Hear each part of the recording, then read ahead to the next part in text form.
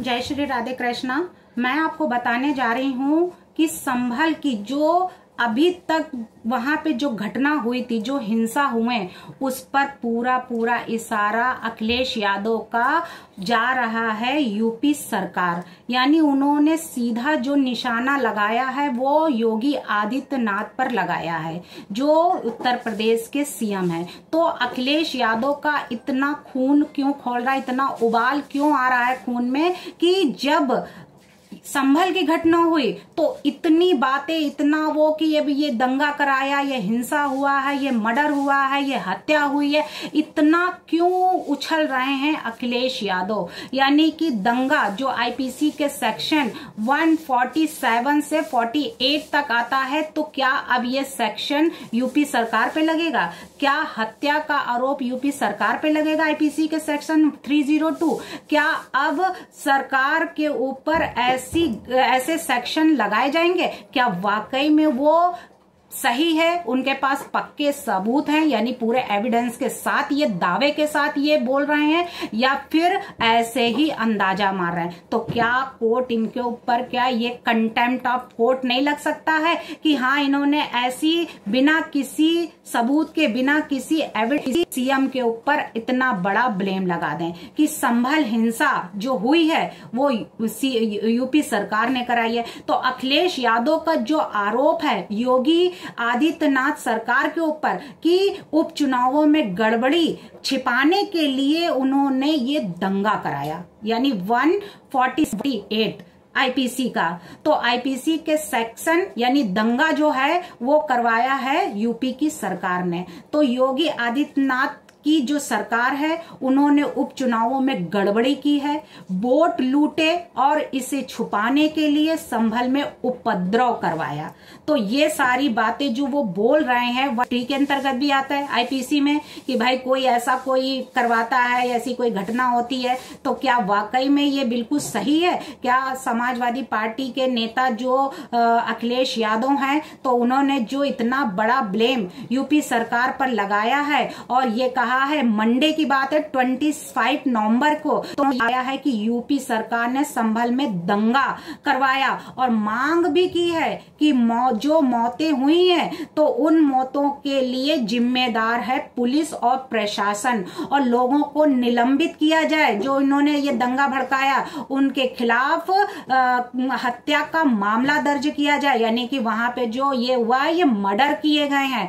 तो क्या जब वो वहां पे हुआ था अभी गोपाल राय वाला की, जब वो झंडा भगड़ा फहरा रहे थे नवरात्रि में मूर्ति निकालने, यानी हिंदुस्तान का आदमी अपनी देवी देवताओं की पूजा भी नहीं कर सकता है, तब उनको कैसे वहां पे मारा गया था? तब नहीं सपा की सरकार बोली थी, जब लड़कियों के बहनों की, यूपी की बहन बेटियों के साथ रेप किए गए, उनके साथ एविडेंस के साथ पकड़े गए, सैंपल पकड़े गए, तब अखिलेश यादव और सपा की सरकार क्यों शांत बैठी थी? तब क्या उनके मुंह में दही जम गया था? मौन व्रत रख लिया था जो आवाजें नहीं निकल रही थी? आज के लिए इतनी आवाज निकल रही कि जामा मस्जिद, तो अब जामा मस्जिद में भी तो खुलासा होगा कि वो मंदिर है या वाकई में मस्जिद है। अजमेर की, राजस्थान के अजमेर जो अजमेर शरीफ है वो दरगाह है या वाकई में मंदिर है, कि उसमें वाकई नीचे महादेव का या शंकर जी का या हनुमान जी का मंदिर है जो है।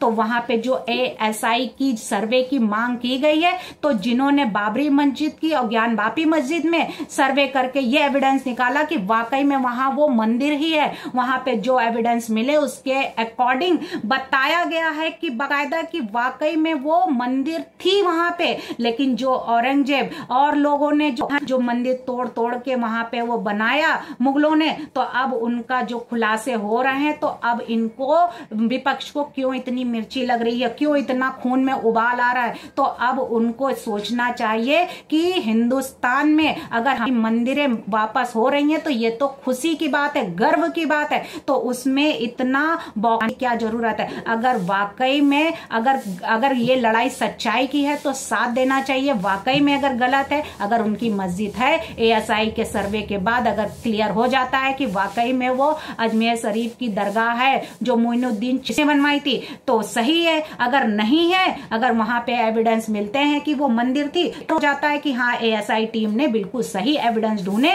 और ये क्लियर हो गया कि यह हिंदू है, तो उनकी जमीन उनको वापस कर दी जाए। तो जब हिंदुस्तान पाकिस्तान दो बंटवारे हो चुके हैं, पाकिस्तान के लोग यहाँ जिसको आना था वो यहाँ आके बस गए, यहाँ वाले लोग को जो वहां जाना था वहां, तो अब किस बात की लड़ाई? यानी जो प्रॉपर्टी जो आपके हक में आई है, जो जहां पे जिसको हक मिल गया है, आप वहां अपना खुशी खुशी अपना घर बसाइए और रहिए। ये जंग लड़ने से कुछ नहीं होने वाला। जंग लड़ने से केवल धीरे धीरे जंग लग लग के वो सड़ जाएगा, गल जाएगा और एक आ जाएगा।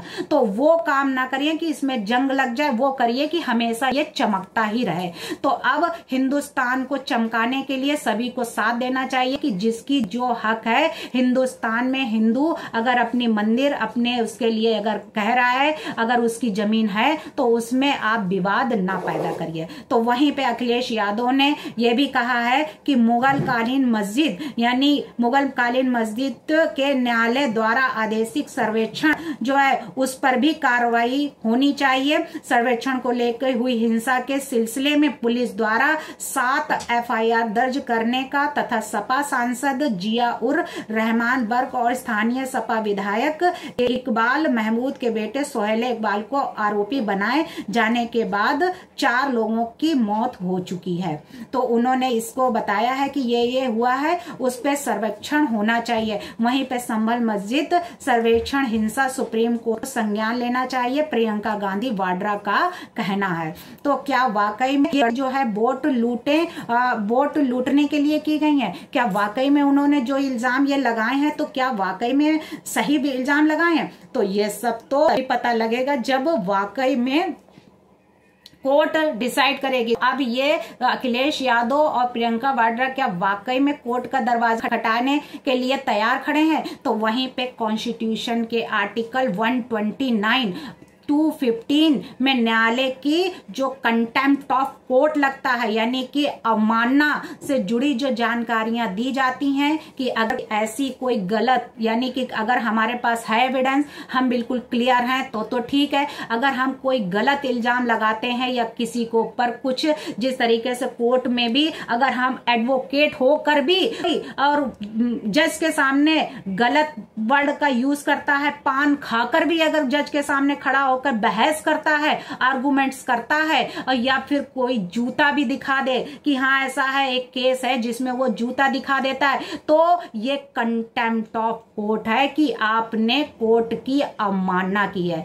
आर्टिकल जो सुप्रीम कोर्ट में लगता 129 के तहत वहां पे कंटेम्प्ट ऑफ कोर्ट लगाया जाता, वहीं पे 215 हाई कोर्ट में कंटेम्प्ट ऑफ कोर्ट लगाया जाता है कि आपने कोर्ट की अवमानना की है। पान खाकर भी अगर एडवोकेट जाता है बहस करने तो वो कंटेम्प्ट ऑफ कोर्ट है। तो अगर किसी सरकार पे ऐसे कोई बिना एविडेंस के अगर ऐसे ब्लेम लगाता है तो भी वहां पे झूठे सबूत या कोई झूठा इल्जाम लगाता है तो भी ये कंटेम्प्ट माना जाएगा। तो 129 के तहत सुप्रीम कोर्ट खुद की अवमानना के लिए दंडित करने का राइट है उसको। वहीं पे 215 में हाई कोर्ट को राइट दिया गया है। तो न्यायालय में अवमानना से जो जुड़ी कुछ ऐसी बातें हैं जो सभी को पता होनी चाहिए। तो अवमानना के वैधानिक समर्थन देने के लिए न्यायालय की एक्ट 1971 में बनाया गया था, जिसमें न्यायालय की अवमानना को सिविल एवं क्रिमिनल यानी कि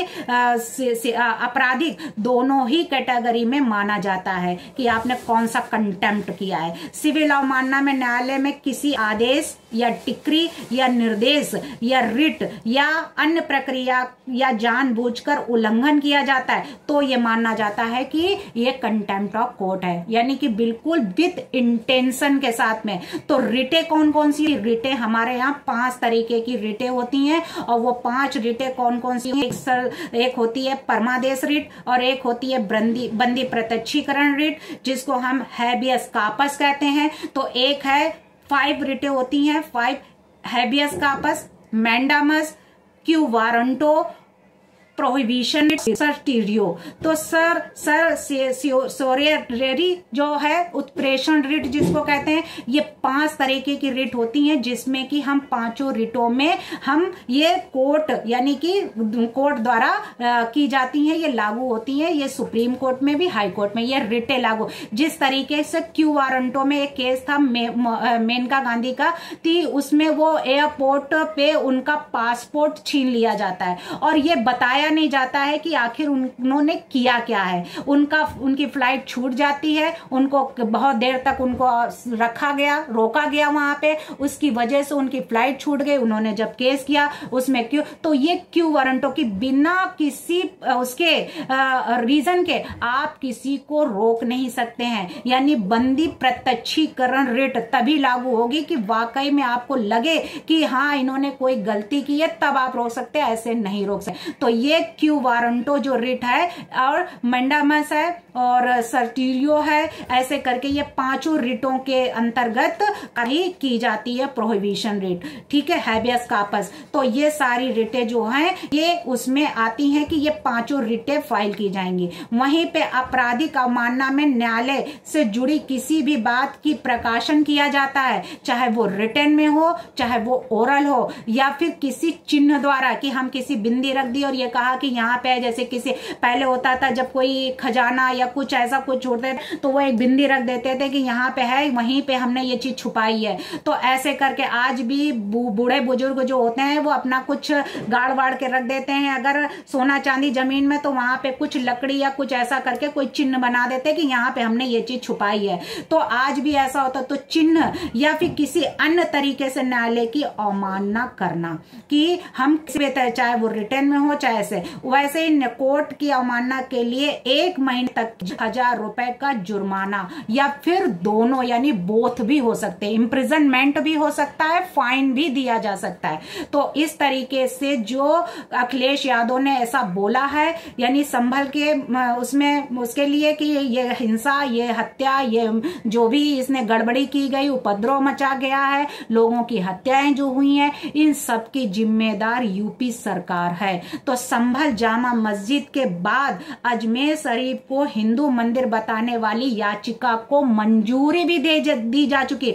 20 दिसंबर को इसकी कार्यवाही फिर से शुरू होगी, फिर से सुनवाई होगी। तो क्या वाकई में अब इस पर बड़ा कोई स्टेप लिया जाएगा? क्या वाकई में राजस्थान में अजमेर शरीफ मंदिर जो दरगाह है हिंदू मंदिर होने का दावा जो किया जा रहा है, तो हिंदू सेना के राष्ट्रीय अध्यक्ष विष्णु गुप्ता ने इस मामले में अजमेर जिला कोर्ट में केस फाइल भी किया हुआ है। उनका कहना है ये दरगाह मोचन और महादेव विराजमान है, मंदिर घोषित किया जाए इसको और दरगाह समिति के अनधिकृत अवैध कब्जे को हटाया जाए और इसका ASI सर्वे कराया जाए। तो वाकई में क्या अब बाबरी मस्जिद, राम मंदिर और उस ज्ञान बात राजस्थान का अजमेर शरीफ दरगाह जो ASI के कब्जे में आएगा? क्या वाकई में ASI बिल्कुल क्लियर कर देगी कि हाँ यहाँ पे वाकई में महादेव और हनुमान यानी संकट मोचन विराजमान है, वाकई में यहाँ भी मंदिर है जिसको दरगाह बना दिया गया। तो अब ASI टीम क्या इसका खुलासा कर पाएगी? क्या वाकई में, या फिर अखिलेश यादव ने जो उंगली उठाई है, जो दावा ठोका है, तो क्या दावा वाकई में बिल्कुल साबित हो जाएगा कि हाँ वहां का संभल का जो हिंसा जामा मस्जिद में हुआ है तो वो हिंसा कराई गई थी, उपचुनाव को में गड़बड़ी करने के लिए ये हिंसा जानबूझकर विद इंटेंशन के साथ कराई गई थी। वहीं पे अगर ये कहा जाए तो क्या बंगाल में जो हिंसा हुई, बांग्लादेश में जो हिंसा हुई, बंगाल में जो रेप हुए, तो क्या उस समय भी क्या चुनाव या कोई और दूसरा मैटर छुपाने के लिए ये कराया गया था? तो ये सारी बातें बिल्कुल वही हैं कि कोई परिणाम ना निकलना। तो क्या अब ये जो उन्होंने कहा है तो ये वाकई में कोर्ट का वक्त जायज करना या फिर अपना समय बर्बाद करने का, या फिर वाकई में इन्होंने कंटेम्प्ट ऑफ कोर्ट का के दायरे में आना है। यानी कंटेम्प्ट ऑफ कोर्ट वाकई में यहाँ पे बिना एविडेंस के, बिना किसी रिकॉर्डिंग के, बिना किसी सबूत के किसी भी सरकार पर ब्लेम लगाना क्या होता है। धन्यवाद।